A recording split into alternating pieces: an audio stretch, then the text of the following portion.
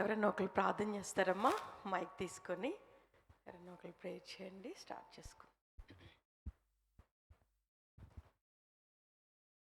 హల్లెలూయా హల్లెలూయా హల్లెలూయా హల్లెలూయా హల్లెలూయా హల్లెలూయా హల్లెలూయా స్తోత్రం స్తోత్రం స్తోత్రం స్తోత్రం స్తోత్రం స్తోత్రం స్తోత్రం స్తోత్రం స్తోత్రం స్తోత్రం స్తోత్రం స్తుతి స్తుతి స్తుతి స్తుతి స్తుతి స్తుతి స్తుతి స్తుతి స్తుతి స్తుతి స్తుతి స్తుతులకు పాత్రుడా స్తోత్రార్హుడా పరిశుద్ధుడు పరిశుద్ధుడు పరిశుద్ధుడని నిత్యము వేవేల దూతలతోనూ అనేక మంది భక్తులతోనూ నాయన అయ్యా నాయన ఈ చిన్న సహవాసముతోనూ నిత్యము పగడపడుచున్న మా పర్లకు తండ్రి మీ బంగారు పాదములను బట్టి మీకు వేలాది కోట్లాది స్తోత్రాలు చెల్లించుకుంటున్నాము నాయన.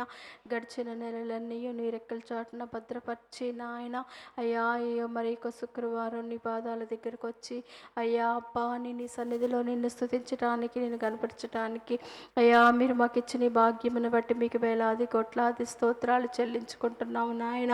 మరి అయ్యగారు అమ్మగారిని కూడా నాయన అమెరికా నుంచి క్షేమంగా తోడుకుని వచ్చావు, చిన్నబాబును కూడా తోడుకుని వచ్చారు, మీకు వందనాలు అయ్యా. మరి పెద్దబాబు అక్కడ ఉంటుండే కానీ కాపుదల దయచేయండి నాయన అయ్యా. చక్కటి భార్యను కూడా మీరు సిద్ధపరచమని నీ ఎందు భయభక్తులు కలిగిన సౌందర్యం కలిగిన చక్కని అయ్యా బిడ్డని నాయన నాయన నాయన అనుగ్రహింపచేయమని నీ సన్నిధిలో ప్రతిదినము నాయన మేము ప్రార్థిస్తున్నాం. మా ప్రార్థనలు ఆలకించండి స్వామి, మా ప్రార్థనలకు ప్రతిఫలం దయచే నాయన అయ్యా. అక్కడ చంద్రబాబు ఉంటుండే కానీ కాపుదల దయచే మనం వేడుకొంచున్నాం. తన చదువులన్నింటిలో కూడా నీ కాపుదలు దయచేయండి. అయ్యగారు చేస్తున్న సేవలో నాయన మీరు ఉండండి, మహిమ పొందండి.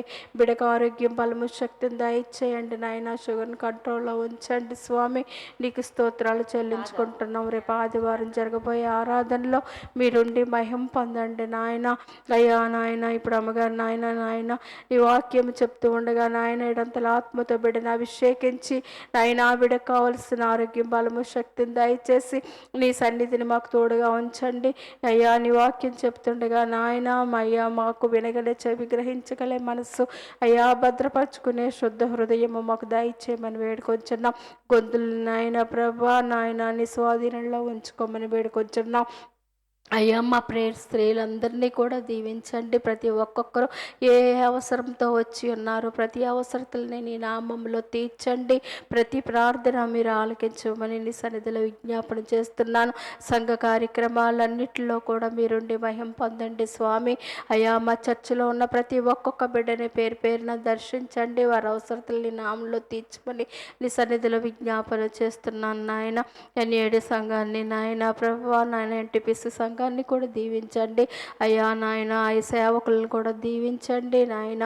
నీ సన్నిధిని వరకు తోడుగా ఉంచండి నాయన. సంఘంలోని బిడ్డలు దీవించండి నాయన అయ్యా. నాయన ఇప్పుడు నాయన అయ్యా మేమందరము కలిసి అయ్యా నిన్ను స్తుతించడానికి మీరు మాకు ఇచ్చిన ఈ భాగ్యమును బట్టి నీకు వందనాలు చెల్లించుకుంటూ నాకెవరి నుంచి విడుదల ఇచ్చిన ప్రియకుమారుని యేసుక్రీస్తు వారి పుణ్యనామం వేడుకొచ్చున్నాను పరమ తండ్రి, ఆమేన్. ప్రార్థన చేసుకుందాం. మహోన్నతుడా, సర్వోన్నతుడా, సర్వశక్తిమంతుడా, ఉదయకాల సమయంలో మీ సన్నిధికి వస్తూ ఉన్నాం ప్రభువా. దేవా మరి నాయన ఈ మే నెల మాసం అంతా కూడా ప్రభువా దేవా మరి నాయన మరి బ్రేక్ తీసుకుని తిరిగి ప్రభువా మరి జూన్ మాసంలో ప్రభువా దేవా మా స్త్రీల కూడికను ప్రారంభించుకోవడానికి మీరు చూపిన మీ కృపను బట్టి మీ కొందనాలు స్తోత్రాలు ప్రభువా. దేవా వచ్చిన ప్రతి మీ బిడ్డను బట్టి మీ కొందనాలు దేవా. మరి ఈ సమయాన్ని ప్రభా ఆది నుండి అంతం వరకు మీ అధ్యక్షతలో మీరు నడిపించుకోండి దేవా. మీకు స్తోత్రములు. మీరు మాకు ఇచ్చిన క్షేమాన్ని బట్టి భద్రతను బట్టి మీ కొందనాలు ప్రభా. సంఘాన్ని బట్టి మీ కొందనాలు నేను స్త్రీలందరిని బట్టి మీ కొందనాలు ప్రభా.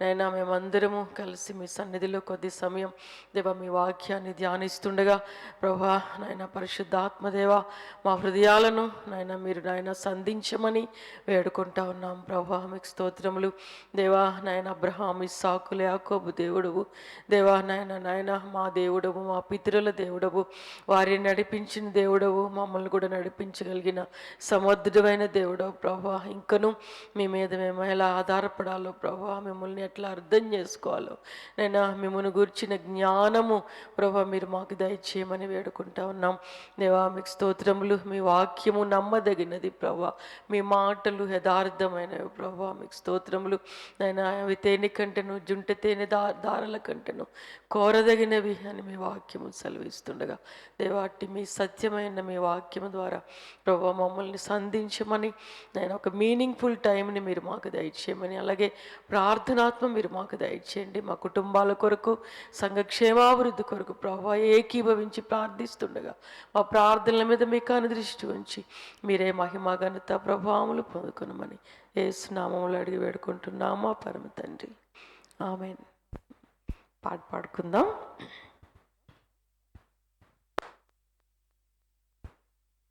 నీతో నేను నడవాలని, నీతో కలిసి ఉండాలని, నీతో నేను నడవాలని, నీతో కలిసి ఉండాలని, ఆశయ చిన్న ఆశయ ఓ యేసయ్యా నీవే తీర్చాలయ్యా, ఆశయ చిన్న ఆశయ ఓ యేసయ్యా నీవే తీర్చాలయ్యా, నీతో నేను నడవాలని, నీతో కలిసి ఉండాలని, నీతో నేను నడవాలని, నీతో కలిసి ఉండాలని, నడువలేక నేను ఈ లోకయాత్రలు బహుబలహీనుడ నైతినయా, నడువలేక నేను ఈ లోకయాత్రలో బహుబలహీనుడ నైతినయా, నా చేయి పట్టి నీతో నన్ను నడిపించుమయ్యా నా యేసయ్యా, నా చేయి పట్టి నీతో నన్ను నడిపించుమయ్యా నా యేసయ్యా, నీతో నడవాలని, నీతో ఉండాలని చిన్న ఆశయ ఓ యేసయ్యా, ఆశయ చిన్న ఆశయ ఓ యేసయ్యా నీవే తీర్చాలయ్యా, నీతో నేను నడవాలని, నీతో కలిసి ఉండాలని, సౌలును పౌలుగా మార్చిన నా గొప్ప దేవుడా, సౌలును పౌలుగా మార్చిన నా గొప్ప దేవుడా, నీలో ప్రేమ నాలో నింపి నీలా నన్ను నీవు మార్చుమయా, నీలో ప్రేమ నాలో నింపి నీలా నన్ను నీవు మార్చుమయా, నీలా ఉండాలని, నీతో ఉండాలని చిన్న ఆశయ ఓ యేసయ్యా, ఆశయ చిన్న ఆశయ ఓ యేసయ్యా నీవే తీర్చాలయ్యా, నీతో నేను నడవాలని, నీతో కలిసి ఉండాలని, నీతో నేను నడవాలని, నీతో కలిసి ఉండాలని, ఆశయ చిన్న ఆశయ ఓ యేసయ్యా నీవే తీర్చాలయ్యా, ఆశయ చిన్న ఆశయ ఓ యేసయ్యా నీవే తీర్చాలయ్యా. హల్లెలూయా.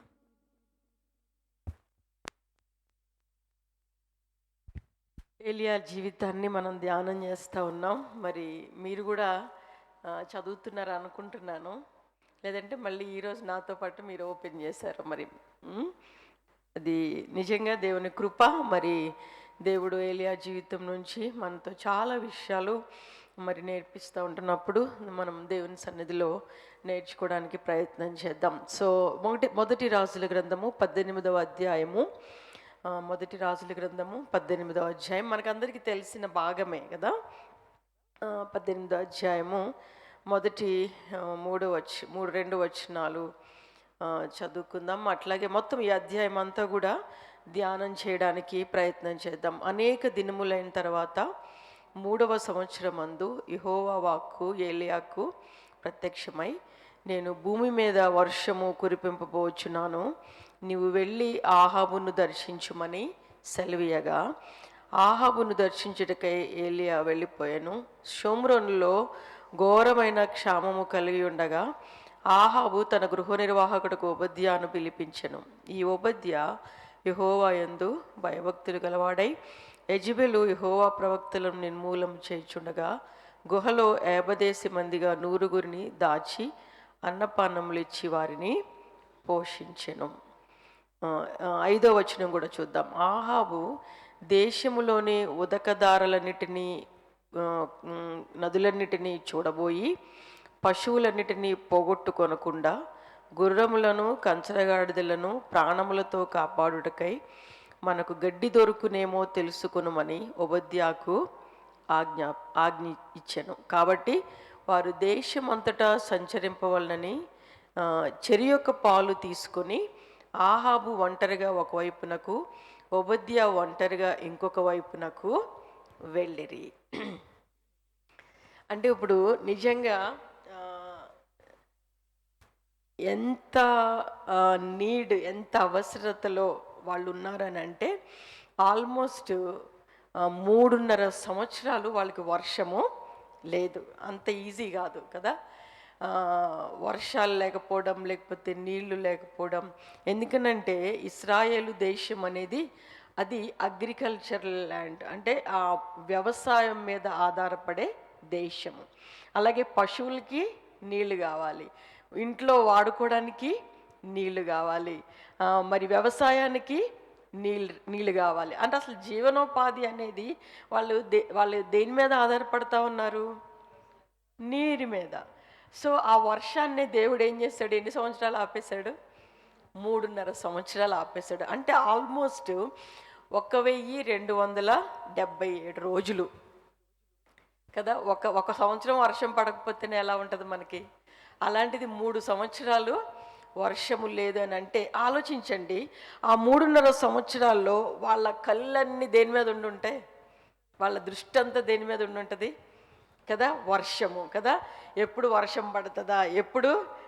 అందుకే కదా పాపం రాజుగారు కూడా గొర్రెలకి నీళ్ళు లేవు, ఇంట్లోకి వాటర్ లేవు. సో ఎప్పుడు ఒకవేళ ఇవి చచ్చిపోతాయేమో, కనీసం వీటికి గడ్డన్నా ఎక్కడన్నా దొరుకుతుందేమో అని కదా ఓబద్యాని పంపిస్తూ రాజుగారు కూడా ఎత్తుక్కోవడానికి దేశ సంచారానికి బయలుదేరాడు. అంటే ఒకసారి కనుక మనం ఆలోచిస్తే వాళ్ళ యొక్క ఎమోషన్స్, వాళ్ళ భావోద్రేకాలు ఎంత హార్డ్గా, ఎంత కఠినంగా వాళ్ళు ఫీల్ అయి ఉంటారు అనే విషయాన్ని మనం అర్థం చేసుకోవాలి. అంత ఈజీ కాదు. సో అటువంటి ఎదురు చూస్తున్న అన్ని సంవత్సరాల్లో సమయం రానే వచ్చింది. దేవుడు ఏలియాని ఎక్కడికి పంపించారు? ఆహాబు దగ్గరికి పంపించారు. ఏమని పంపించారు? నేను ఈ భూమి మీదకి ఏం కురిపించబోతా ఉన్నాను? వర్షము కురిపించబోతా ఉన్నాను. ఒక్కసారి తెప్పరిల్లు ఉంటుంది అందరి ప్రాణాలు కదా. మనకు తెలుసు కరోనా ఎన్ని సంవత్సరాలు ఉంది మనకి. అన్ని సంవత్సరాలు మనం ఎట్లా ఉన్నాం? మన గుండెలను గుప్పెట్లో పెట్టుకొని ఎప్పటికి బయటకు వస్తాం, ఎప్పటికి తగ్గుతుంది, అవునా? సో అట్లాగే వీళ్ళకి వర్షము లేకపోవడం అనేది, నీళ్లు లేకపోవడం అనేది చాలా కష్టం, అంత ఈజీ కాదు. సో అటువంటి కండిషన్స్లో నిజంగా ఒక పక్కన ఇశ్రాయేలీయులు కానీ రాజు కానీ వాళ్ళందరూ వర్షం కొరకు ఎదురు చూస్తూ ఉన్నారు. ఇంకొక పక్కన ఏలియాని దేవుడు ఇంకొక రకంగా ఆయన నడిపిస్తూ ఉన్నాడు. ఈ 3.5 సంవత్సరాలు వీళ్ళు వర్షం కోసం వెయిట్ చేస్తుంటే వెయిట్ చేస్తుంటే ఏలియా ఏమో దేవుని కోసం వెయిట్ చేస్తూ ఎంత చక్కగా పోషించబడ్డాడో ఆపోజిట్గా మనం ఆలోచించవచ్చు కదా.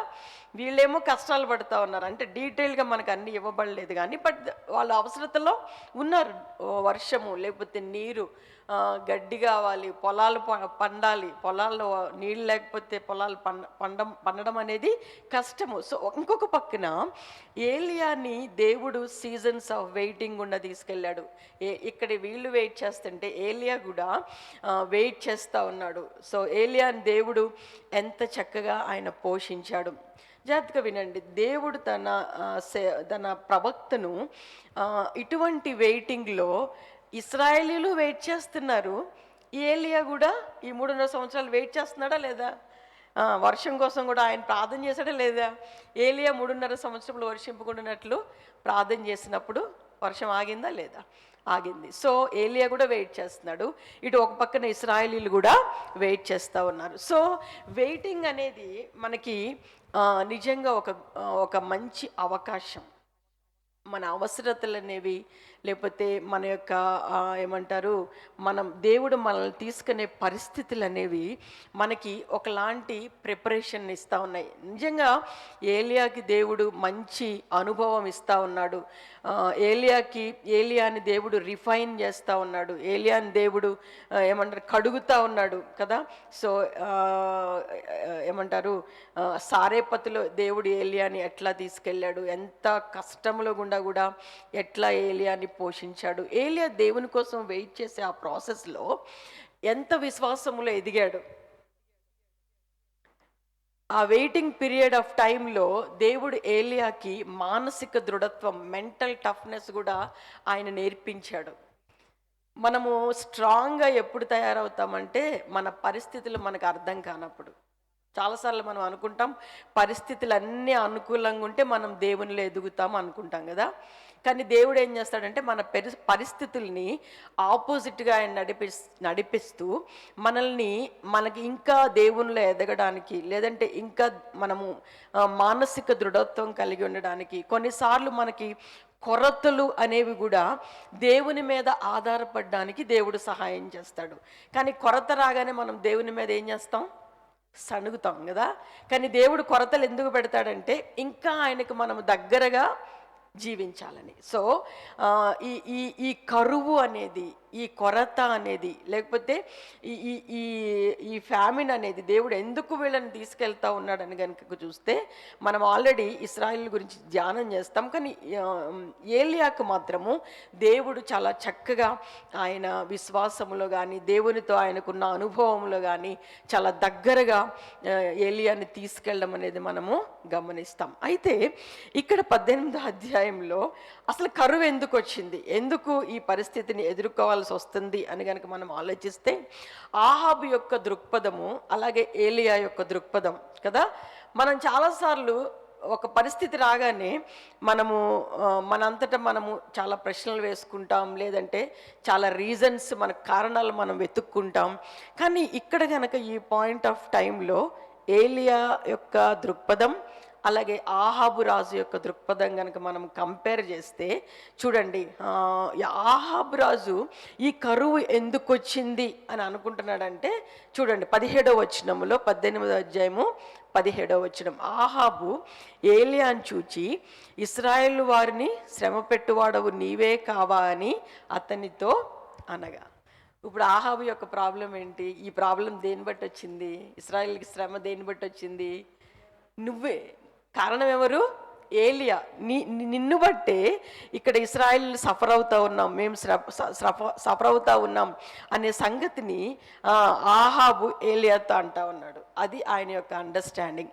మరి ఇప్పుడు ఏలియా ఏమంటున్నాడు చూడండి, ఏలియా ఏమంటున్నాడు 18వ వచనంలో, అతడు నేను కాను యెహోవా ఆజ్ఞలను గైకొనక బయలుదేవతను అనుసరించు నీవును నీ తండ్రి ఇంటి వారును ఇశ్రాయేలు వారిని శ్రమ పెట్టువారై ఉన్నారు.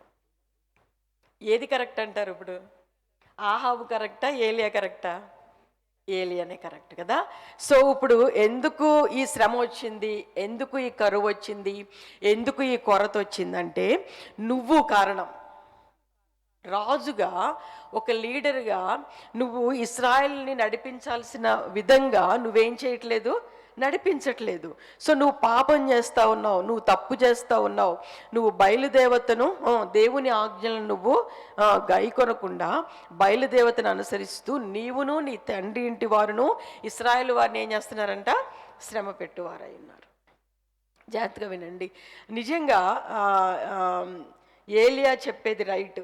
ఎందుకు దేవుడు మన జీవితాల్లో మనకి తీర్పు తీసుకొస్తాడనంటే మన అవిధేయతను బట్టే.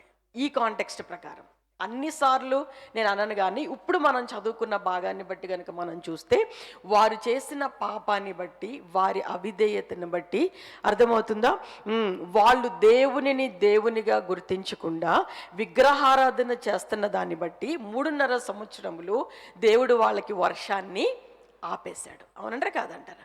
సో కాబట్టి ఇక్కడ మనం అర్థం చేసుకోవాలి, దేవుడు మనుషుల మీదకి తీర్పు తీసుకొస్తాడు. చాలా సందర్భాల్లో ఆయన ఎదుట మనం ఎప్పుడైతే పాపము చేస్తామో, అవిధేయులం అయిపోతామో, దేవుడు ఆయన తీర్పును తన ప్రజల మీదకి ఆయన తీసుకుని వస్తాడు అనే సంగతిని మనం జ్ఞాపకం పెట్టుకోవాలి. ఎందుకంటే యెషయా గ్రంథంలో ఒక చక్కటి మాట ఉంటుంది, మీరు తీయక్కర్లేదు, నేను చదువుతాను. యెషయా గ్రంథంలో ఒక మాట ఉంటుంది, నీ తీర్పులు లోకమునకు రాగా లోక నివాసులు నీతిని నేర్చుకొందురు. దేవుడు ఎప్పుడైతే ఆయన తీర్పును తన ప్రజల మీద ఎందుకు తీసుకొస్తాడో తెలుసా? మనం ఎప్పుడైతే నీతిగా, న్యాయంగా దేవుని సన్నిధిలో మనము జీవించట్లేదో, మనము ఆయన నీతిని నేర్చుకోవాలని ఆయన మన మీదకి జడ్జిమెంట్ తీసుకొస్తాడు. మంచిదంటారా కాదంటారా? సో మనము నిజంగా అటువంటి పాయింట్ ఆఫ్ టైంలో ఆయన దగ్గర మనము ఆయన చిత్తానుసారంగా మనం నడవడం అనేది మనము నేర్చుకోవాలి. కానీ చాలా సందర్భాల్లో చాలాసార్లు మనం ఏం చేస్తాం తెలుసా? ఏలియా నేర్చుకున్నాడు. ఎందుకు ప్రభా ఈ పరిస్థితుల్లో ఎట్లా నీ మీద ఆధారపడాలి, ఎట్లా నీ యందు విశ్వాసం ఉంచాలి, ఎట్లా నీతో ఇంకా ఈ పరిస్థితుల్లో దగ్గరగా ఉండాలనేది ఏలియా నేర్చుకుంటే, ఇశ్రాయేలీయులు మాత్రము అదే స్తబ్ద స్థితిలో ఉండిపోయారు. అదే కాదు, ఆహాబు దుష్టుడుగా అంటే ఇక్కడ ఈ యెషయా గ్రంథం 26:9-10 వచనాలు చదివితే, దుష్టులకు దయ చూపినను వారు నీతిని నేర్చుకొనరు, వారు ధర్మక్షేత్రములో నివసించినను యెహోవా మహాత్యము ఆలోచింపక అన్యాయము చేయుదురు. చాలాసార్లు దేవుని తీర్పులు వచ్చినప్పటికీ కూడా మనము దేవుని సన్నిధిలో మనము నేర్చుకోలేని వారంగానే ఉండిపోతాం. అర్థమవుతుందా? అది చాలా డేంజర్. ఎందుకనంటే ఎప్పుడు దేవుడు మన మీదకి జడ్జిమెంట్ తీసుకొచ్చినా, ఎప్పుడు మన జీవితాల్లో ఏమంటారు కష్టాలు, నష్టాలు, ఎదురు దెబ్బలు తగులుతున్నప్పుడు ఒక్కసారి మనల్ని మనము ఏం చేసుకోవాలి, పరిశీలన చేసుకోవాలి. అర్థమవుతుంది ఎందుకు దేవుడు ఈ పరిస్థితి తీసుకొని వచ్చాడు. సో మనం ఎప్పుడు కూడా కష్టాలు తీరిపోవడానికే ప్రయత్నం చేస్తాం, కానీ అది దేన్ని బట్టి వచ్చింది, ఎందుకు వచ్చింది, అసలు నేను ఏ అవసరత కొరకు నేను ఎదురు చూస్తున్నాను అనే విషయాన్ని మనం మర్చిపోయి, ఇశ్రాయేలీయులు ఎలాగైతే వాళ్ళు దేవుని తీర్పులను అర్థం చేసుకోకుండా, ఆహాబు దేవుని తీర్పును అర్థం చేసుకోకుండా ఓన్లీ అవసరతలు తీర్చబడడానికి, లేకపోతే వాళ్ళ ఆశలు తీర్చుకోవడానికి వాళ్ళు ఎదురు చూస్తూ ఉన్నారు. ఈవెన్ మన జీవితాల్లో కూడా అది సంబంధాల్లో కావచ్చు, లేదంటే ఆర్థికపరమైన పరిస్థితుల్లో కావచ్చు, కొన్నిసార్లు మెటీరియల్ లైఫ్లో కావచ్చు, కొన్నిసార్లు మనం చేసే వర్క్ ప్లేసెస్లో కావచ్చు. అర్థమవుతుందా? మన కుటుంబాల్లో దేవుడు కూడా జడ్జిమెంట్ తీసుకొస్తాడా రాడా? తీసుకొస్తాడు. ఆయన పిల్లల్నే ఆయన జడ్జి చేస్తాడు. సో ఆయన తీర్పు తీరుస్తున్నప్పుడు మనము చాలా అలర్ట్గా ఉండి, ఎందుకు ఈ పరిస్థితి వచ్చింది అనే సంగతిని మనము గమనించుకోకపోతే మనము దేవుని తీర్పును మనము ఎదుర్కోలేం. ఎందుకంటే ముఖ్యంగా ఇశ్రాయేలీయుల ప్రజలు అటువంటి పరిస్థితుల్లో వాళ్ళ మైండ్స్ ఎలా ఉన్నాయి? డబల్ మైండెడ్, 2 తలంపుల మధ్య ఉన్నారు. అవునంటారా కాదంటారా? వాళ్ళు దేవుణ్ణి ఆధారం చేసుకుని ఉన్నారా, లేకపోతే దేవుణ్ణి లోకాన్ని ఆధారం చేసుకుని ఉన్నారా? వాళ్ళ ఆలోచనలు ఎలా ఉన్నాయి? Double minded. అంతేకాదు, ఆహాబు యొక్క రాజు యొక్క హృదయం కూడా ఎట్లా ఉంది? చాలా హార్డ్గా ఉంది, కఠినంగా ఉంది ఆహాబు యొక్క హృదయం. సో వీళ్ళ వల్లే ఈ యొక్క ప్రజలందరూ కూడా వాళ్ళు చేసిన పాపాన్ని బట్టి కాన్సిక్వెన్సెస్ అనేవి అనుభవించాల్సి వస్తుంది. అయితే దేవుని మహాకృప ఏంటంటే, దేవుడు ఎప్పుడు కూడా ఆయన మనల్ని మేల్కొలుపుతాడు, ఆయన మనల్ని సరిచేస్తాడు. అర్థమవుతుందా? ఆయన మనల్ని తిరిగి ఆయన ఔన్నత్యం ఏంటో, ఆయన ఎవరో, ఆయన ఏమై ఉన్నాడో అర్థమవుతుందా, ఆయన గురించి ఆయన తెలియచేయడానికి మరలా మరలా ఆయన ప్రజలను ఆయన సంధిస్తాడు. ఎట్లా సంధిస్తాడు? తీర్పులు తీర్చుట ద్వారా, జడ్జిమెంట్ ద్వారా. సో ఇక్కడ నేను అంటాను, ప్రాబ్లము వర్షం కాదు. కానీ దేని వైపు చూస్తున్నారు వాళ్ళు? వర్షం దేవుడు రావట్లేదు కదా, బయలుదేవుడు అషేరా దేవతల గురించి. సో వర్షము ప్రాబ్లం కాదు, లేదంటే ఏమంటారు వాళ్ళు మాట్లాడే మాటలు ప్రాబ్లం, అక్కడ కండిషన్స్ ప్రాబ్లం కాదు. కానీ అసలు ప్రాబ్లం ఏంటంటే ఇశ్రాయేలీయుల యొక్క అవిధేయత. వాళ్ళు ఫెయిల్ అయిపోయారు. కానీ వాళ్ళు దేని వైపు చూస్తున్నారు? మాకు నీళ్ళు కావాలి, మాకు ఫుడ్ కావాలి, మాకు ఉద్యోగం కావాలి, లేదంటే మాకు పెళ్ళి అవ్వాలి. సో ఎంతసేపు వాళ్ళ ఆశల వైపే, వాళ్ళ కోరికల వైపే చూస్తున్నారు. కానీ అసలు వాళ్ళు ఎక్కడ ఫెయిల్ అయ్యారు అనేది గమనిస్తున్నారా? గమనించట్లేదు. సో ఎంతసేపు వాళ్ళ డబల్ మైండెడ్తో, అంటే రెండు తలంపుల మధ్య వాళ్ళు కొట్టుమిట్టాడుతూ ఉన్నారు. ఆహాబు యొక్క హృదయం కూడా కఠినంగా ఉంది.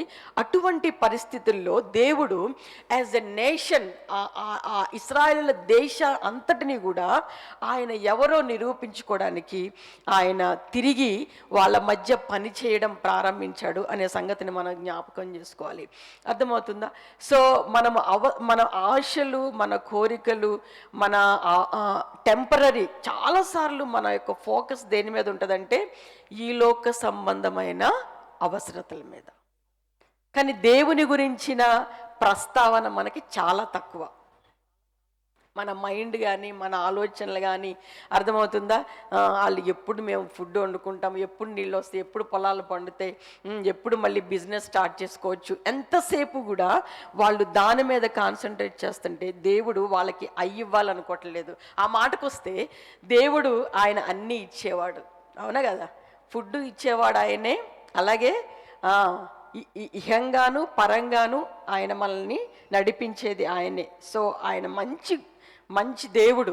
ఆయన మనల్ని ఫిజికల్గా దీవిస్తాడు, స్పిరిచువల్గా కూడా ఆయన దీవించడానికి ఇష్టపడే దేవుడు. కానీ వీళ్ళకి ఎంతసేపు దీని మీదే దృష్టి ఉంది, కానీ వాళ్ళు ఏం చేశారో అనే దాని మీద ప్రస్తావన లేదు. అలాగే దేవుడు ఎవరో వాళ్ళకి అర్థం కాలేదు. అది వాళ్ళ యొక్క కండిషన్. కానీ ఏలియా ఏం చేస్తున్నాడో తెలుసా?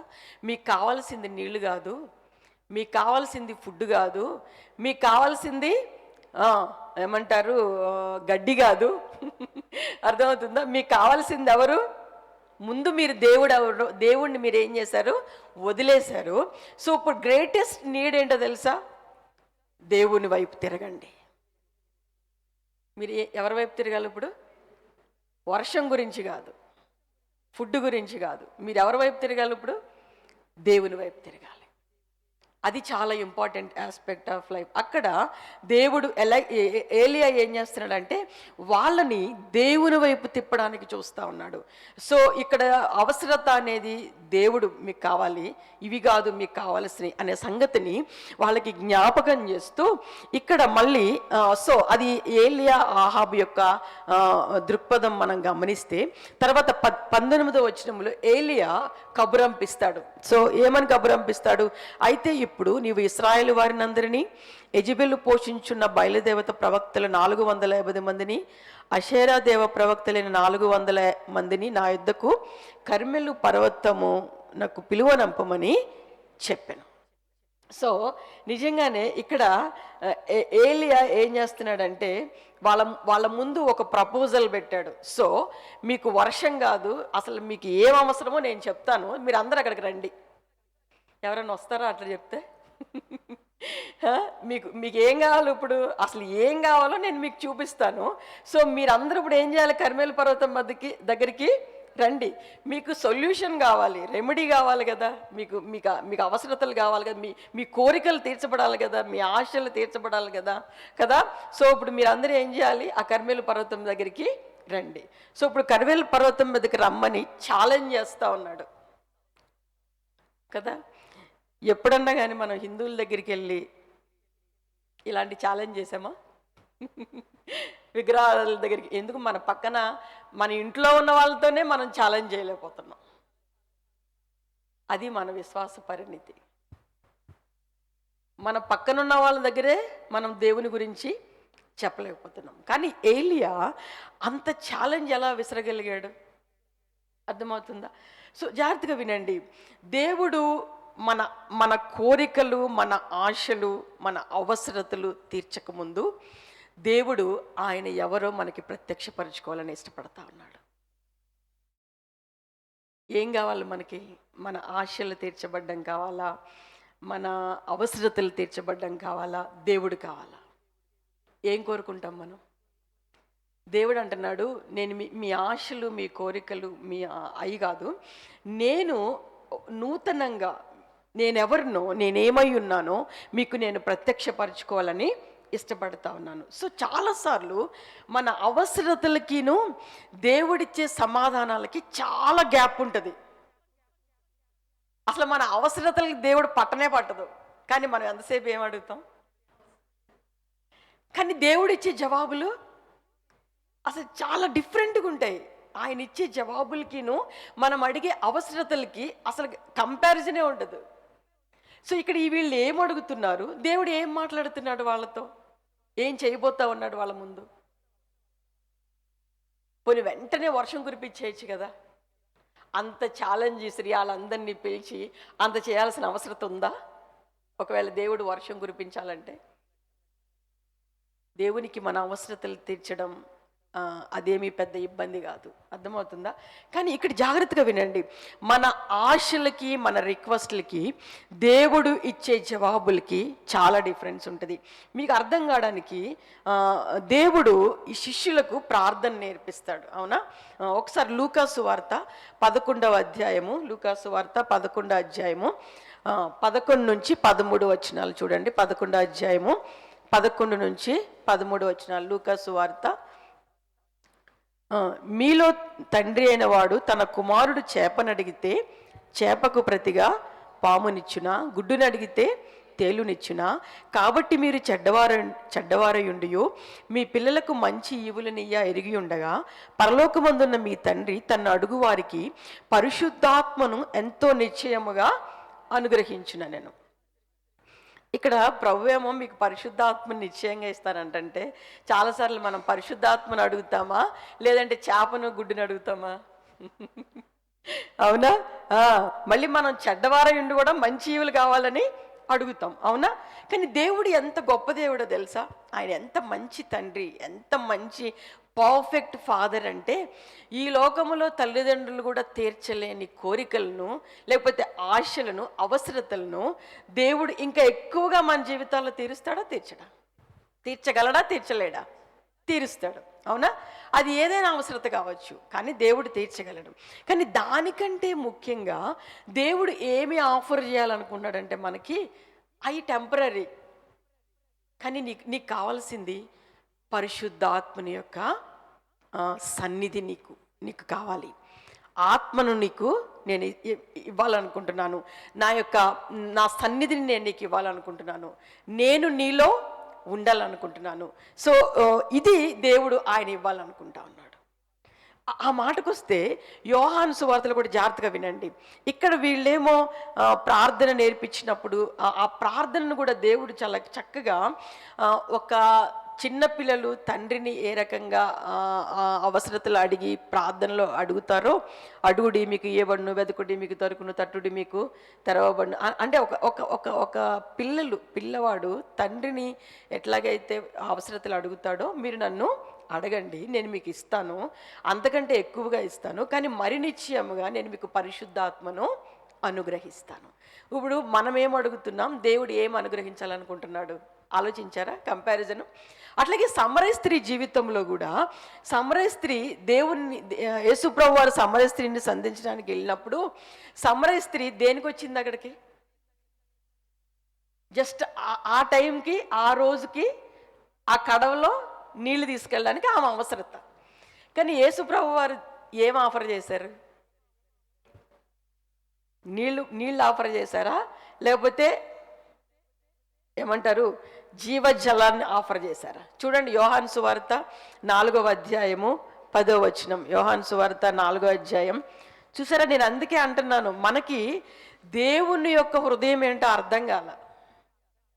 అర్థమవుతుంది. 4వ అధ్యాయము 10వ వచనంలో చూడండి, అందుకు యేసు, నీవు దేవుని వరమును నాకు దాహమునకిమ్మని నిన్ను అడుగుచున్నవాడెవడో అది ఎరిగి ఉంటే నీవు ఆయనను అడుగుదువు, ఆయన నీకు జీవజలం ఇచ్చిన ఆమెతో చెప్పాను. అప్పుడు ఆ స్త్రీ, అయ్యా, ఈ బావి లోతైనది, చేదుకున్నటకు నాకేమీ లేదే, ఈ జీవజలం ఎలాగూ నీకు దొరుకును?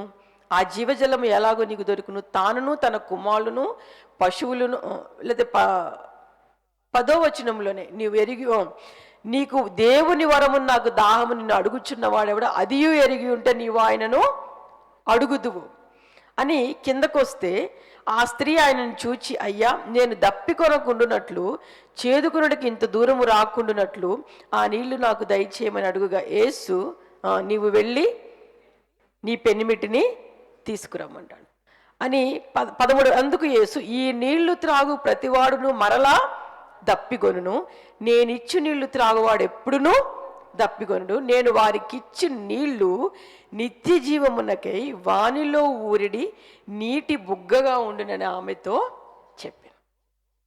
జాగ్రత్తగా వినండి. గ్రేటెస్ట్ గిఫ్ట్ ఈ లోకంలో ఏదన్నా ఉందా అంటే అది పరిశుద్ధ ఆత్మదేవుడు మనలో నివసించడం. అర్థమవుతుందా? ఈరోజు మన అవసరత, లేకపోతే మనము ఎవరి వైపు చూడాలి అని కనుక మనము దేని కొరకు మనం వెదకాలి అని అంటే దేవునిని మనం వెదకాలి, దేవుని సన్నిధిని మనము వెదకాలి, లేకపోతే దేవుని యొక్క పరిశుద్ధాత్మని మనము కలిగి ఉండాలి, ఆత్మ ఆధీనంలో మనము ఉండగలగాలి. ఎందుకు దేవుడు మనకి ఆయన ఆత్మను ఇచ్చాడు అని అంటే ఒకటి ఆయన స్వారూప్యము మనలో ఏర్పడాలని పరిశుద్ధాత్మను ఆయన మనకి ఆయన సంచకరువుగా ఇచ్చాడు. ఎన్నిసార్లు మనం పరిశుద్ధాత్మని యొక్క ఏమంటారు ఆధీనంలోకి మనం తెచ్చుకుంటున్నాం? దేవుడు ఇవ్వాలనుకున్నది ఏంటి, మనం అడిగేదేంటి? తేడా కనబడిందా? ఇక్కడ సమరయ స్త్రీకి దేవుడు ఏమంటున్నాడు, నేను నీకు ఏమిస్తాను? నీ కడుపులో నుంచి ఏం బయలుదేరితే? జీవజల ధారలు. నిజంగానే ఆ కడుపులో నుంచి ఏం బయలుదేరినాయా లేవా? దేవుని అంగీకరించిందా లేదా? అనేక మందికి ఆయన గురించి సాక్ష్యం ఇచ్చిందా లేదా? సో కాబట్టి దేవుడు ఆయన మనల్ని నడిపించే విధానం అనేది వేరు, మనం ఆయన అప్రోచ్ అయ్యే విధానం చాలా వేరుగా ఉంది. ఇశ్రాయేలు కూడా అదే పని చేస్తున్నారు. అర్థమవుతుందా? మనం ఎప్పుడు కూడా ఈ లోక సంబంధమైన అవసరతల కోసమే మనం దేవుని దగ్గరికి వస్తున్నాం. అందుకే అసలు సంగతిని మనం దేవుని దగ్గర పొందుకోలేకపోతా ఉన్నాం. ఎందుకు సమరయ స్త్రీలాగా మనం ఈరోజు అనేక మందిని దేవుని వైపు తిప్పలేకపోతా ఉన్నాం? మనం ఎక్కడుండిపోయాం? ఇంకెంతసేపు మన అవసరతల చుట్టూ మనం తిరుగుతున్నాం, అవునా కదా? కానీ ఆవిడ ఏం చేసింది? కుండను వదిలిపెట్టి దేవుని యొక్క సువార్తను అనేక మందికి పంచిపెట్టింది, అవునా కదా? సో కాబట్టి మన అవసరతలకిను దేవుడిచ్చే సమాధానాలకి చాలా తేడా ఉంది.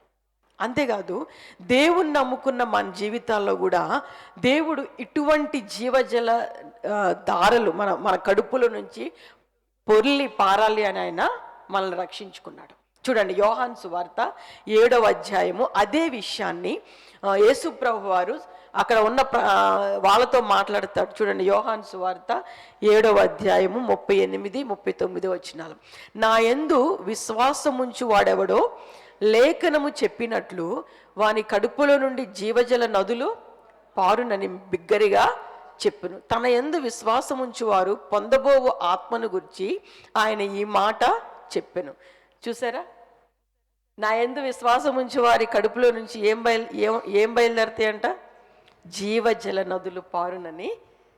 అంటే పరిశుద్ధాత్మ దేవుడు మనలో నివాసం చేయబోతా ఉన్నాడు. అది వాళ్ళకి అర్థం కాల అప్పటికి, ఎందుకంటే యేసుప్రభు వారు ఇంకా ఆయన చనిపోలేదు.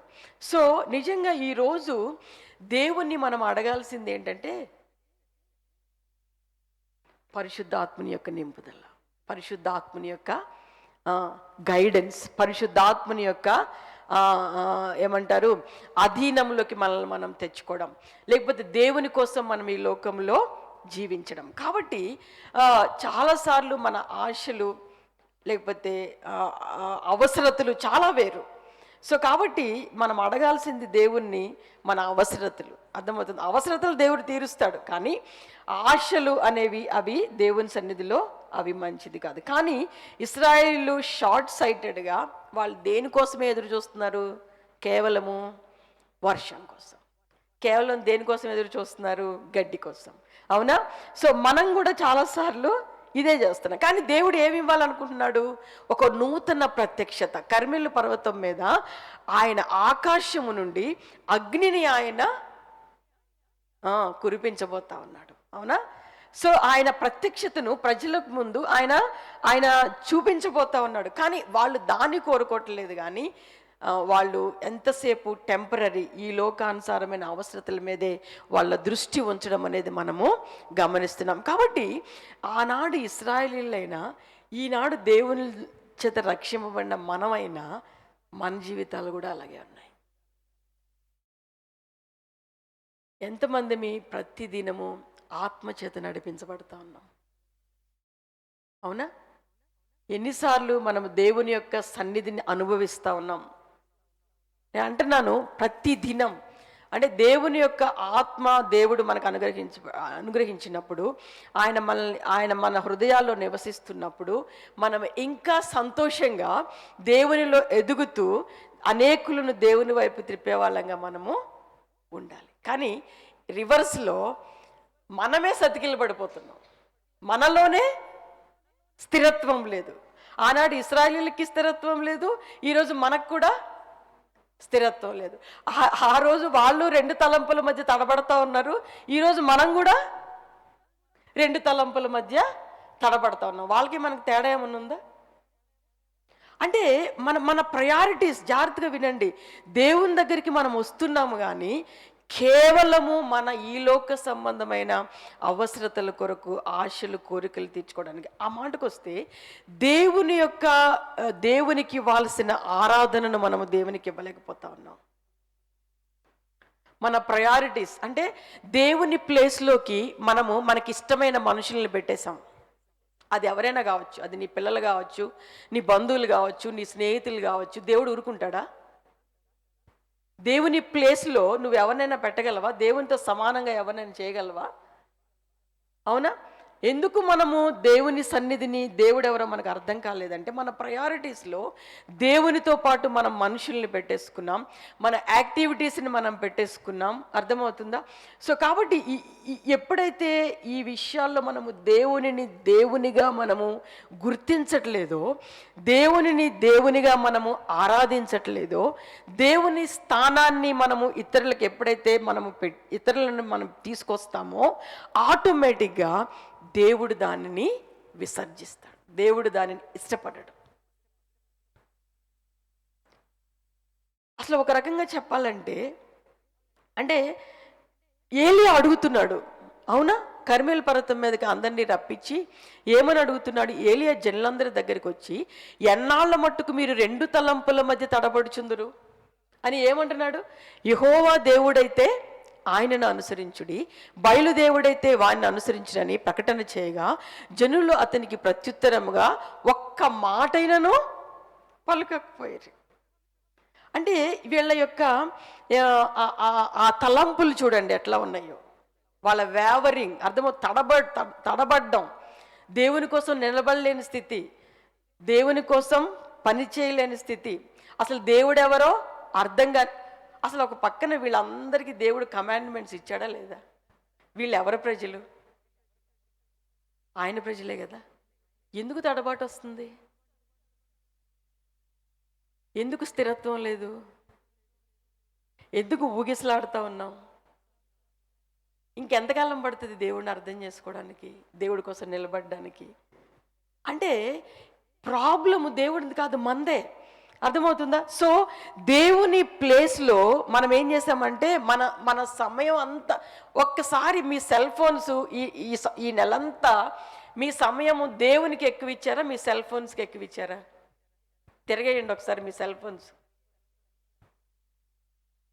అవునా?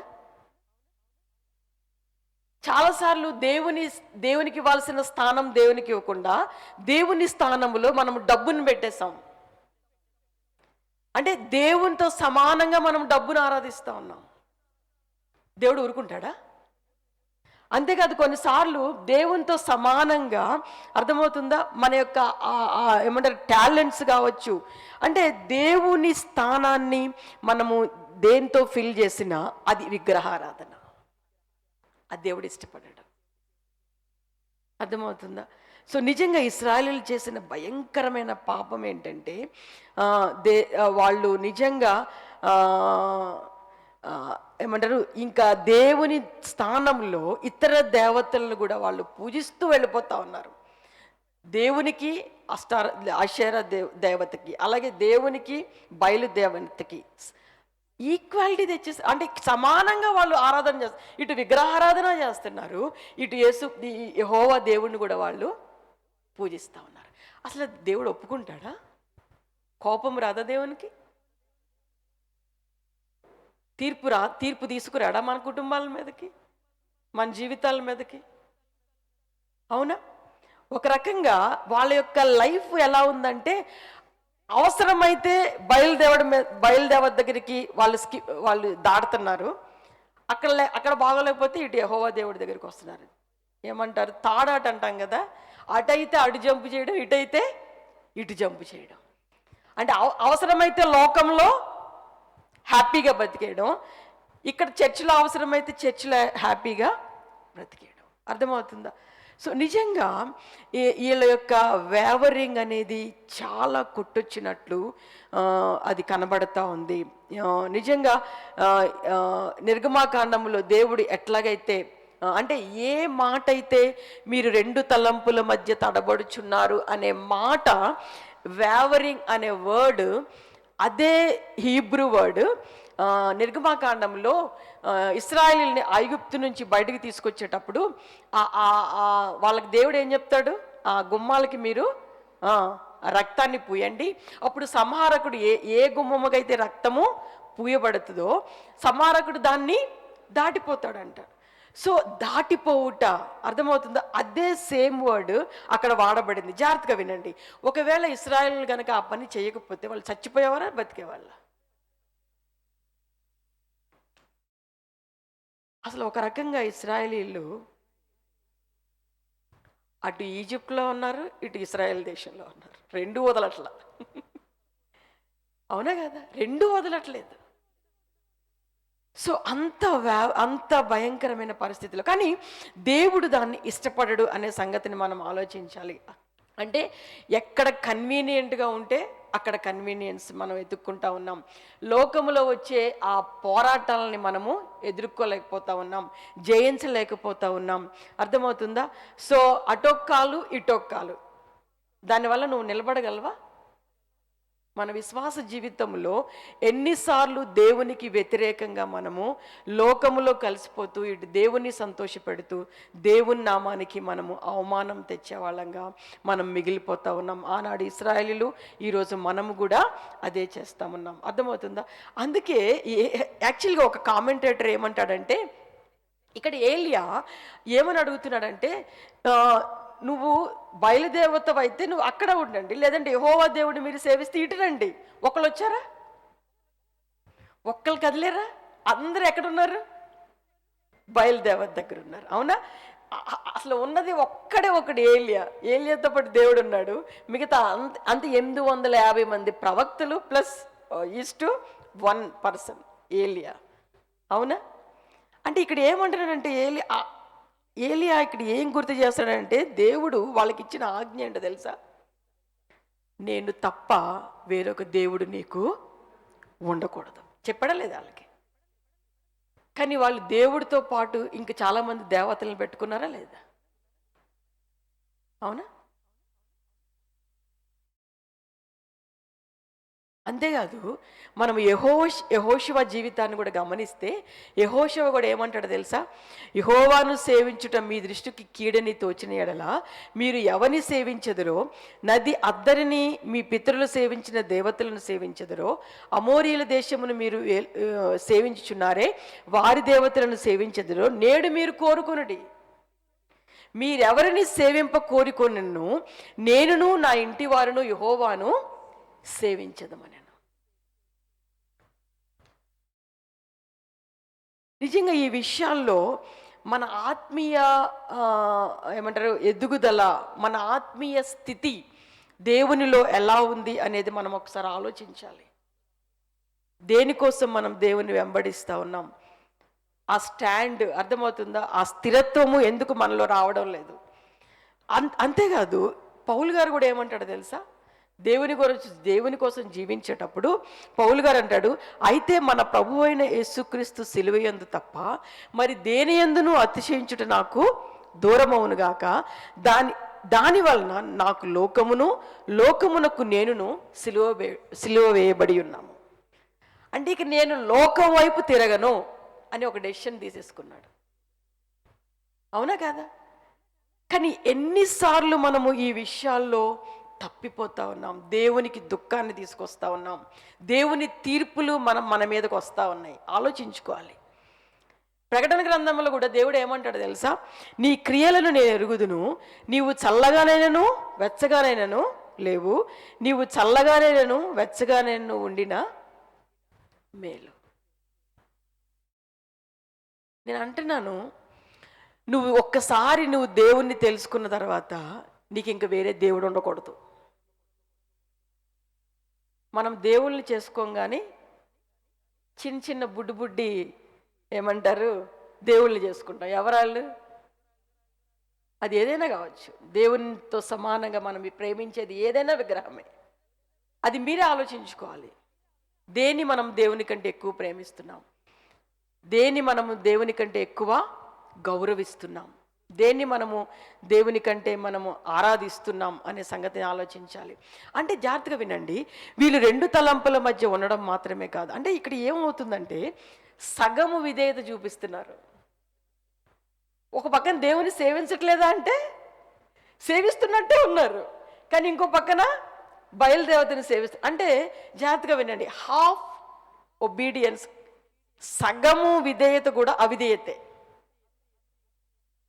దేవుని దగ్గరికి వచ్చి మనం సగం సగం చేస్తామా? ఫుల్గా చేయాలా? దేవుణ్ణి ఆరాధించేటప్పుడు హృదయం అంతటితో ఆరాధించమని, అవునా? నీ బలమంతటితో, నీ శక్తి అంతటితో, నీ పూర్ణ హృదయంతో నీ దేవుడైన యెహోవాను నువ్వేం చేయాలి? ఆరాధించాలి. చర్చిలోకి వస్తాము, మన మనసు అంతా సాయంత్రం మళ్ళీ ఏమండాలి? అవునా? Half hearted. అంటే అసలు నిజంగా దేవుణ్ణి ఆ కంప్లీట్ హోల్ హార్టెడ్ ఒబీడియన్స్తో మనం చాలాసార్లు దేవుణ్ణి మనం వెంబడించట్లా, వెంబడిస్తున్నాం అనుకుంటున్నాం అంతే. ఇప్పుడు చెప్పండి, వాళ్ళకి మనకు తేడా ఏమైనా ఉందా? అసలు ఇంకో సంగతి చెప్తాను, వాళ్ళు ఏమి మాట్లాడకుండా ఉండడం అనేది అది సబబేనా? ఏదో ఒకటి చెప్పాలి కదా, అవునా? చాలాసార్లు మనకున్న తెలివితేటలేంటి తెలుసా? అటు మాట్లాడము ఇటు మాట్లాడడం, మధ్యస్థం, ఎందుకు వచ్చిన గొడవలే అని. అలా ఉంది మన పరిస్థితి కూడా. ఆ రోజు వాళ్ళ పరిస్థితి అలాగే. కానీ దేవుడు ఏం కోరుకుంటున్నాడు వీళ్ళ నుంచి? రిపెంటెన్స్. వాళ్ళు దేవుని సన్నిధిలో వాళ్ళు ఒప్పుకోవాలని దేవుడు కోరుకుంటున్నాడా లేదా? అవునా? వాళ్ళు అసలు అసలు కోరుకోవడం కదా, అసలు మాట్లాడడం కన్నా కాముగా ఉన్నారు వీళ్ళంతా. కానీ ఇక్కడ మనకు ఒక ఎగ్జాంపుల్ మీకు చెప్తాను. ఇక్కడ ఇశ్రాయేలీయులు కాముగా ఉన్నారు, కానీ దావీదు జీవితాన్ని చూసుకోండి. దావీదు బెత్షెబా విషయంలో పాపం చేస్తే నాతాను దావీదు దగ్గరికి వస్తాడు. దావీదు దగ్గరికి వస్తే దావీదు ఏమంటాడు తెలుసా? నేను పాపము చేశాను అంటాడు. అంటాడా లేదా? అదమ్మ తేడా, దావీదుకిను ఇశ్రాయేలుకు ఉన్న తేడా అది. మనం పాపము చేసినా చేయలేదంటాం. ఎంత దుర్మార్గం! ఎందుకు మనము దేవుని తీర్పు నుంచి బయటికి రాలేకపోతున్నాం తెలుసా? దేవుని ఉగ్రత నుంచి బయటికి రాలేకపోతున్నామంటే మనల్ని మనము పరీక్షించుకోవట్లేదు, పాపము చేసామన్న సంగతి కూడా మర్చిపోయాం. అంటే ఎంతగా వీళ్ళు దేవునిని వదిలేశారంటే వాళ్ళు చేసేది వాళ్ళకి రైట్గా అనిపిస్తుంది, వాళ్ళ ప్రవర్తన వాళ్ళకి రైట్గా అనిపిస్తుంది, ఆఖరికి ఎంత పాపము చేస్తున్నారనే సంగతిని కూడా వాళ్ళకి అర్థం కావడం లేదు. కానీ దావీదు చూడండి ఎంత చక్కగా ఆ మాటలు మాట్లాడతాడో. ఒకసారి చదువుదాం 2 సమూయేలు గ్రంథంలో దావీదు ఆ విషయం ఎంత బాగా నాతాను వచ్చి మాట్లాడినప్పుడు దావీదు ఎంత మాట్లాడతాడు చూడండి, ఎంత చక్కగా చెప్తాడో. 12వ అధ్యాయము 7వ వచనం ఏమంటాడు? నాతాను దావీదును చూచి, ఆ మనుషుడవు నీవే, ఇశ్రాయేలు దేవుడైన యెహోవా సెలవిచ్చినదేమనగా, ఇశ్రాయేలు మీద నేను నిన్ను రాజుగా పట్టాభిషేకం చేసి సౌలు చేతులు నిన్ను విడిపించి నీ యజమానుని నగరిని నీకు అనుగ్రహించి నీ యజమానుని స్త్రీలను నీ కౌగిటి చేర్చి ఇశ్రాయేల్ వారిని యూదా వారిని నీకు అప్పగించి తిని ఇది చాలదని నీవు అనుకున్నాడలా నేను మరి ఎక్కువగా నీకు ఇచ్చి ఉందును. నీవు యెహోవా మాటను తృణీకరించి ఆయన దృష్టికి చెడుతనం చేసితివేమి? హిత్తీయుడగు ఉరియాను కత్తి చేత చంపించి అతని భార్యను నీకు భార్యగునట్లుగా నువ్వు పట్టుకొని ఉన్నావు. అమ్మోనీల చేత నీవు అతన్ని చంపించితివి కదా. నీవు నన్ను లక్ష్యము చేయక హిత్తీయుడగు ఉరియా భార్య నీకు భార్యగునట్లు తీసుకున్నందున నీ ఇంటి వారికి సదాకాలము యుద్ధము కలుగును. నా మాట ఆలకించుము, యెహోవానగు నేను సెలవిచ్చినదేమనగా, నీ ఇంటి వారి మూలంలోనే నేను నీకు అపాయం పుట్టింతును. నీవు చూచుండగా నేను నీ భార్యలను తీసి నీ చేరున వారికి అప్పగించదును. పగటయందు వాడు వారితో శయనించును. నీవి కార్యము రహస్యముగా చేసితివి గనుక ఇశ్రాయేలు అందరూ చూచుండగా పగటయందు నేను చెప్పిన దాన్ని చేయింతునను. అప్పుడు దావీదు ఏమంటున్నాడు ఇక్కడ?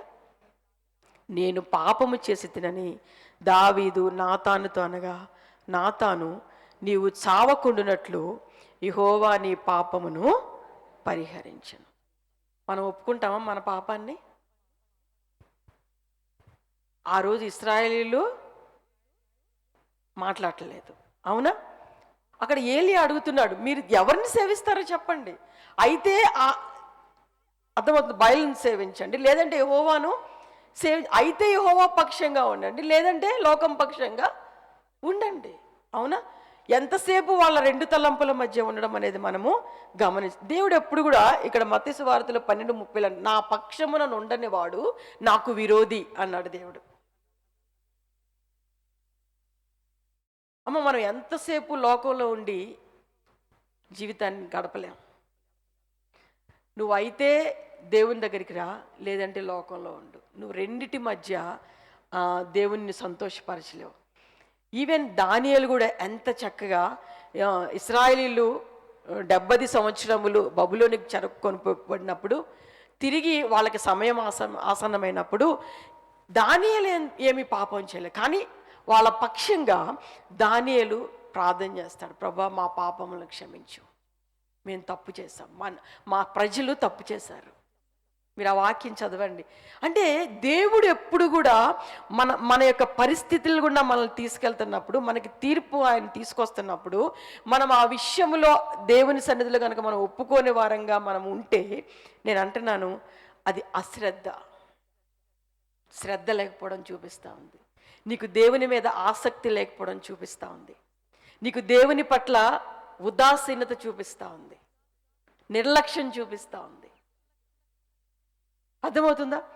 అంటే నీ హృదయంలో ఆ అస్థిరత, అన్స్టెబిలిటీ, అంటే ఒక విషయంలో నువ్వు సరైన నిర్ణయం తీసుకోలేకపోవడం. సో ఇట్లా వీళ్ళు జీవితాన్ని గడిపేస్తుంటే ఏలీయా ఇప్పుడు తిరిగి వాళ్ళని ఆలోచింపజేస్తూ ఉన్నాడు, జాగ్రత్త, మీరు దేవుని సన్నిధిలో అలా ఉండడానికి వీల్లేదు. తిరిగి మీ హ్యాబిట్స్ని, మీ అలవాట్లని, మీరు ఏదైతే ప్రాక్టీసెస్ చేస్తూ ఉన్నారో, విగ్రహారాధన చేస్తూ ఉన్నారో, దేవుని వైపు తిరగండి, దేవుని వైపు తిరగండి అని దేవుడు ఏలియా మనుషుల్ని దేవుని వైపు తిప్పడానికి ప్రయత్నం చేస్తూ ఉన్నాడు. ఏలియా గనక వాళ్ళని అటువైపు తిప్పకపోతే, ఆ మాటకు వస్తే దేవుడే అది అలౌ చేశాడు. ఏలియా గనక ఆ పని చేయకపోతే ఇంకా వాళ్ళ జీవితకాలం ఇంకా అక్కడే ఉండేవాళ్ళు. అవునంటారు కాదంటారు? ఎప్పటికప్పుడు దేవుడు ఆ విషయంలో మనల్ని పురుకొల్పకపోతే మనం ఎక్కడున్నామో అక్కడే ఉంటాం. అయితే చల్లగా ఉండము, లేదా నిలువెచ్చని స్థితిలో ఉండిపోయే అవకాశం. కాబట్టి ఈ రోజున దేవుని సన్నిధిలో మనల్ని మనం ఆలోచించుకోవాలి. జాగ్రత్త, దేవుడు ఎవరో మనకు అర్థం కాకపోతే, దేవుని కట్టడలు ఏంటో మనకు అర్థం కాకపోతే, దేవుని యొక్క వాక్యం ఏం చెప్తుందో మనకు అర్థం కాకపోతే మిగతా ఏ ఏరియాస్లో కూడా మనము దేవునికి విధేయత చూపించలేం. నీకు దేవుడు ఎవరో అర్థమైతేనే నీ నీ యొక్క వివాహము జాగ్రత్తగా ఉంటుంది. నువ్వు ఎలా నీ దేవునికి నువ్వు ఇచ్చే ఏమంటారు ఆ విధేయతను బట్టే, నువ్వు దేవునికి ఇచ్చే ఏమంటారు ఆ డెడికేషన్, దేవుని పట్ల నీకున్న డెడికేషన్ బట్టే నీ కుటుంబం ఉంటుంది. దేవునికి నువ్వు ఇచ్చే ఆ ట్రస్ట్ని బట్టే నీ వర్క్ ప్లేస్లో నువ్వు ఉండగలుగుతావు. దేవుడు ఎవరో నీకు అర్థమైతేనే నీ యొక్క ఫ్రెండ్షిప్స్ కూడా నీకు అర్థమవుతాయి. దేవుడు ఎవరో అర్థమైతేనే మన ఫైనాన్షియల్ ప్లానింగ్ కూడా బాగుంటుంది. పాస్టర్ గారు ఏం చెప్పారు బుధవారం? అవునా? చాలాసార్లు ఈ అన్ని విషయాల్లో మనం ఎవరి సలహాలు తీసుకుంటాం? ఈవెన్ నీ రిక్రియేషన్ కూడా దేవుడు దేన్ని బట్టి సంతోషిస్తాడు? ఆ మాటకు వస్తే దేవుడు మనల్ని, అర్థమవుతుందా, ఆయన దీవిస్తాడు, ఆయన మన అవసరతలు తీరుస్తాడు. అర్థమవుతుందా?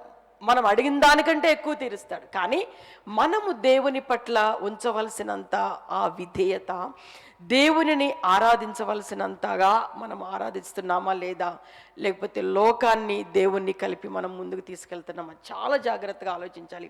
ఆ మాటకు వస్తే 12 మంది రాజులు కూడా భయంకరమైన చెడ్డ రాజులు, ఇశ్రాయేలును పరిపాలించిన వాళ్ళు.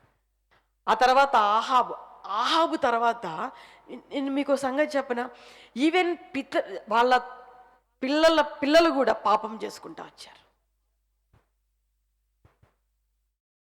కాబట్టి మనము చేసే నిర్ణయాలు, మనము దేవుని గురించి గనక సీరియస్గా మనము ప్రవర్తించకపోతే, రేపు మనము చేసిన తప్పులే రేపు మన పిల్లలు కూడా చేస్తారా లేదా? అదే ఇశ్రాయేలీయులు చేశారు. ఒకసారి చదువుదామా ఎంతగా వాళ్ళు దిగజారిపోయారు. ఆహాబు రాజు పరిపాలించిన తర్వాత వాళ్ళు ఎంత దిగజారిపోయారు అని కనుక మనం ఆలోచిస్తే, 2వ రాజుల గ్రంథము 17వ అధ్యాయము, 2వ రాజులు, మనం మొదటి రాజుల్లో ఉన్నాం కదా, 17వ అధ్యాయము 15వ వచనం చూడండి. 2వ రాజుల గ్రంథం 17:15 వచనం.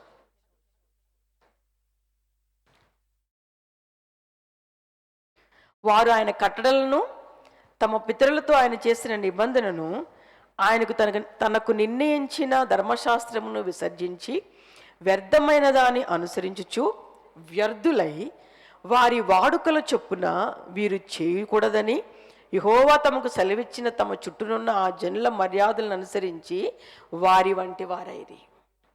వారు తమ దేవుడైన యెహోవా ఆజ్ఞలన్నిటిని అనుసరింపక పోత విగ్రహములైన 2 దూడలను చేసి దేవతా స్తంభములను నిలిపి ఆకాశ సమూహములకు నమస్కరించి బయలుదేవతను పూజించిరి.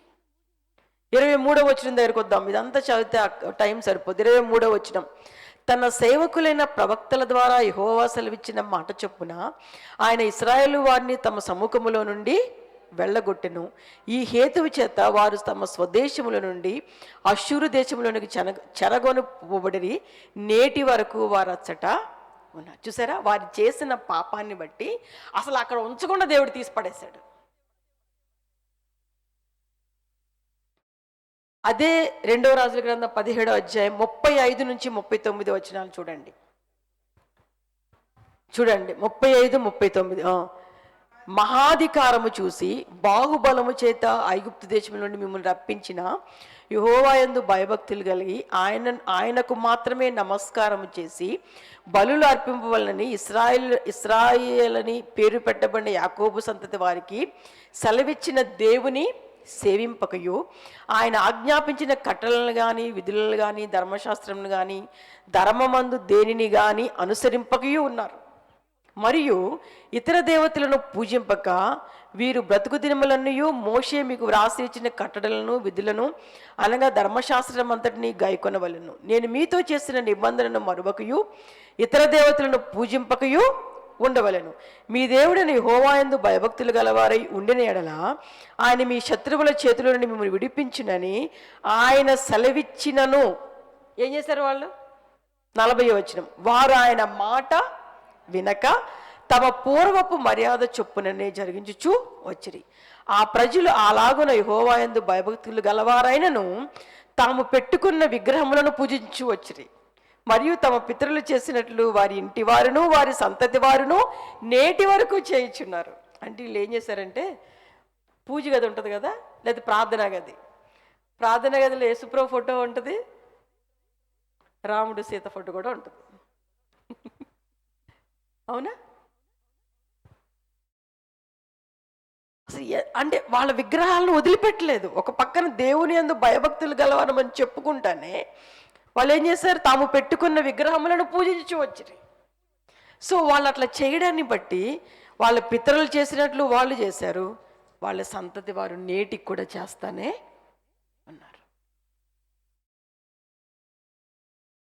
అది సమ్మరి, తేలిన ఫలితార్థం. అర్థమవుతుందా? సో చాలా జాగ్రత్తగా మన జీవితాలను మనము దేవుని సన్నిధిలో, దేవుని దగ్గర మనము దేవుణ్ణి ఎలా సేవిస్తున్నాం అనేది మనం ఒకసారి ఆలోచించుకోవాలి. ఇంకా మీకు క్లియర్గా చూడడానికి న్యాయాధిపతి గ్రంథం దగ్గరికి రండి. న్యాయాధిపతుల గ్రంథం, దీంతో నేను ముగిస్తాను. న్యాయాధిపతులు 10వ అధ్యాయం.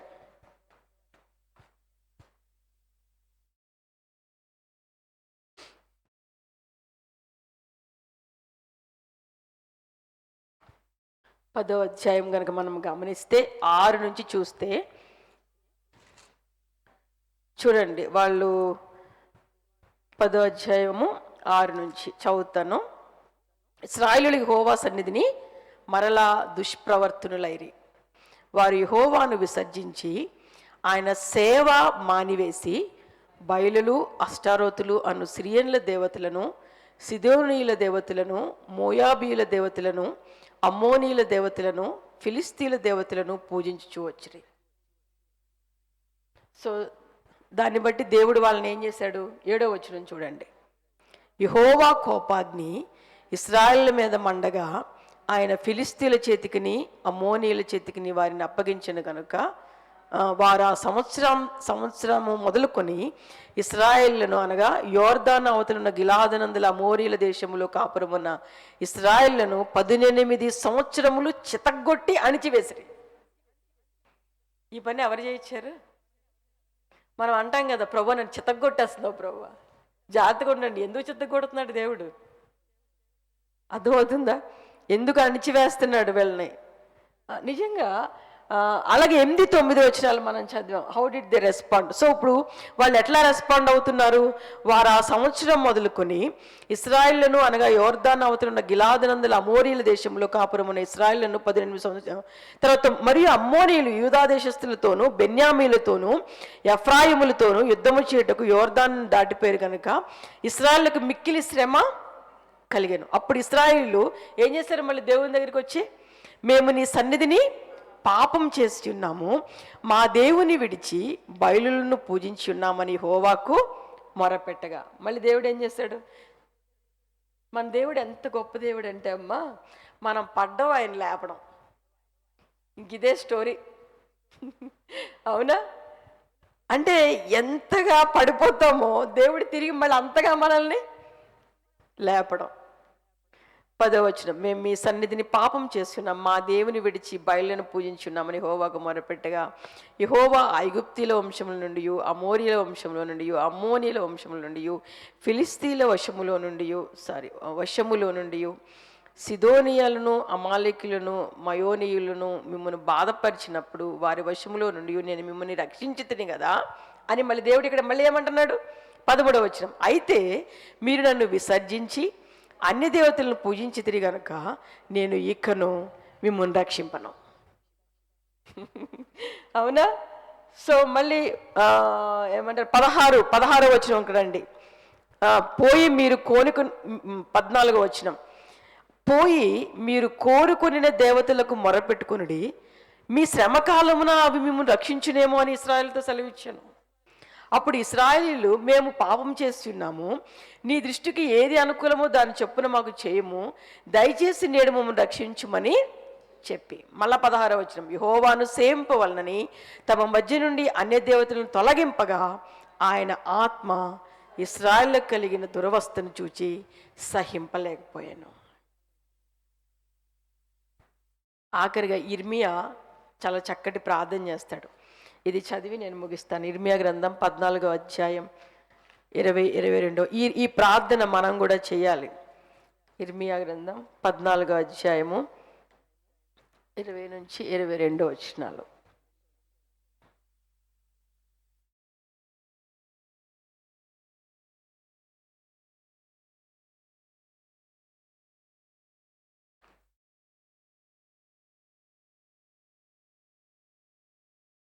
యెహోవా, మా దుర్మార్గతను మా పితరుల దోషమును మేము ఒప్పుకొంచున్నాము. నీకు విరోధముగా పాపము చేసి ఉన్నాము. నీ నామమును బట్టి మమ్మను త్రోసివేయకము. ప్రశస్తమైన నీ సింహాసనమును అవమానపరచకము. మాతో నీవు చేసిన నిబంధనను జ్ఞాపకం చేసుకునము. దాన్ని భ్రష్టుపరచకమి. జనముల వ్యర్థ దేవతలలో వర్షము కురిపింపగలవారున్నారా? ఆకాశము వాననీయగలదా? మా దేవుడైన యెహోవా, నీవే గదా దాని చేయుచున్నావు. నీవే ఈ క్రియలన్నీ చేయుచున్నావు. నీ కొరకే మేము కనిపెట్టుచున్నాము. ఈ రోజున మన అవసరత మన కోరికలు కాదు. ఈరోజు మన అవసరతలు దేవుడు తీరుస్తాడు. అవి ఆయన మనం అడిగిన దానికంటే ఎక్కువ తీరుస్తాడు. కానీ దానికంటే ప్రధానమైన అవసరత ఏంటంటే దేవుణ్ణి తెలుసుకోవడం, దేవుని ఆత్మచేత నడిపించబడ్డం. అది చాలా అది దేవుడు ఇవ్వాలనుకుంటున్నాడు మనకి. వాళ్ళకి వర్షం ఇవ్వకముందు దేవుడు ఎవరో ఆయన అగ్నిని కురిపించడం ద్వారా ఏలియా మొర్ర ఆలకించి, అప్పుడు వాళ్ళందరూ ఏమన్నారో తెలుసా? యెహోవాయే దేవుడు అని అన్నారా లేదా? అర్థమవుతుందా? సో ఈరోజు మనం కోరుకోవాల్సింది మన అవసరతలు కాదు, మన ఆశలు కాదు, మన ఇష్టం కాదు. మనం కోరుకోవాల్సింది, దేవా నువ్వు కావాలి, నాకు నువ్వు కావాలి. నేను నిన్ను తెలుసుకోవాలనుకుంటున్నాను, నేను నిన్ను ఆరాధించాలనుకుంటున్నాను, నిన్నుగా నేను కలిగి ఉండాలనుకుంటున్నాను. నువ్వు తప్పితే నాకు ఎవ్వరు అంటే నీతో అంటే దేవునితో మనం ఎవ్వరును కూడా దేవునితో సమానము చేయలేము. ఎవరైనా దేవుని తర్వాతే. అర్థమవుతుందా? సో కాబట్టి ఈరోజు మీరు దేవుని కంటే ఏం ఎక్కువ ప్రేమిస్తున్నారో జాగ్రత్తగా చూసుకోండి. అది విగ్రహారాధన. సో కాబట్టి దేవునిగా ఆరాధిద్దాం. దేవుని యొక్క తీర్పు నుంచి బయటపడదాం. దేవుడు ఆయన ప్రత్యక్షతను మనకి ఇస్తానన్నప్పుడు దేవుని ప్రత్యక్షతను కోరుకుందాం. దేవుడు ఎంత గొప్ప దేవుడు అంటే ఆయన మనల్ని వదిలేయడు. తిరిగి ఆయన తన పిల్లలకు ఆయన ప్రత్యక్షపరచుకున్న ద్వారా ఆయన దేవుడని ఆయన నిరూపించుకుంటాడు. అర్థమవుతుందా? ప్రార్థన చేసుకుందాం. ప్రేమగల మా తండ్రి, మీకు స్తోత్రాలు, వందనాలు. దేవా, సహాయం చేయండి. మా పాపములు, మా దోషములు మేము ఒప్పుకుంటా ఉన్నాం. మా విధేయతలను మేము ఒప్పుకుంటా ఉన్నాం. ఈ లోక పోకడల చేత, ఈ లోక నైనా మరి ఎంతో ప్రెషర్ సిట్యువేషన్స్లో తండ్రి, నీకు ఇవ్వవలసిన స్థానాన్ని, నీకు చెందవలసిన ఆ భక్తిని, నీకు ఇవ్వవలసిన ఆ ప్రాధాన్యతను మేము చాలాసార్లు మిస్ అయిపోతా ఉన్నాం. ప్రభువా,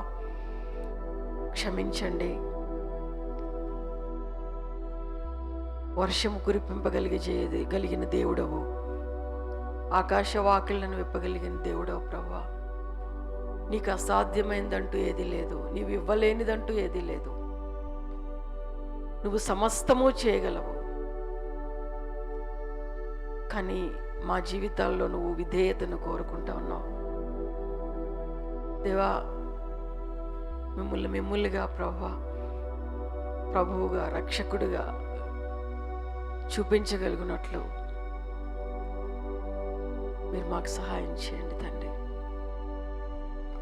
ఈలోక అవసరతలు కాదు, ఈలోక ఆశలు కాదు, దానికంటే ముఖ్యంగా పరిశుద్ధాత్మను మీరు నిశ్చయముగా నేను మీకు అనుగ్రహిస్తానని సెలవిచ్చిన దేవుడు, మీరు మాలో ఉన్న దేవుడు. దేవ, మీ ఆత్మ అధీనంలోకి మమ్మల్ని తీసుకునండి. ఏమి తిందుమా, ఏమి త్రాగుదమా, ఏమి ధరించుకుందామా అని మీరు చింతించద్దని సెలవిచ్చారు. మొదట నా నీతిని, నా రాజ్యమును మీరు వెదకమన్నారు. ప్రభువా, సహాయం చేయండి. మా పాపమును క్షమించండి, మా విధేయతలను క్షమించండి. దేవ, మొదట నిన్ను వెంబడించే వారంగా, నిన్ను హత్తుకునే వారంగా, నిన్ను ప్రకటించే వారంగా, నిన్ను చూపించే వారంగా, దేవా నీ సువార్తను ప్రభు మేము ఇతరులకు అందించే వారంగా ప్రభా మా ప్రయారిటీస్ని మేము సెట్ చేసుకోవడానికి దేవా నువ్వు మాకు ఏదైతే నాయనా మరి నీ ప్రత్యక్షతను ఇవ్వడానికి ఇష్టపడుతూ ఉన్నావో దానికి మేము విధేయత చూపిస్తూ ఈ లోకంలో మీ కొరకు జీవించడానికి దేవా మాకు సహాయం చేయమని, ఇంకనూ మాకు ఆ అస్థిరతను మాలో తీసివేసి స్థిరమైన మనస్సును నూతనముగా మాలో పుట్టించండి ప్రభా. దురభిమాన పాపములో పడకుండా మాకు సహాయం చేయండి తండ్రి. దేవా కృప చూపమని మమ్మల్ని మేము మీకు అప్పగించుకుంటూ ఈ మనవులన్నీ యేసు నామములో అడిగి వేడుకుంటున్నాము తండ్రి. ఆమేన్. మా ప్రార్థన అవసరతలు ఏమైనా ఉన్నాయా?